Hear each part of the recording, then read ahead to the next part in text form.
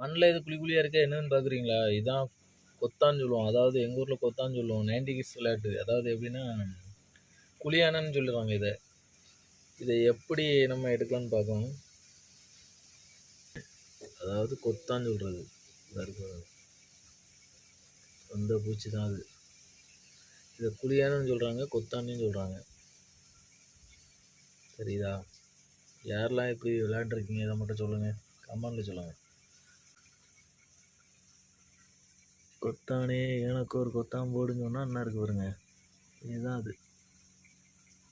இந்த இருக்கா அந்த பூச்சி தான் அது.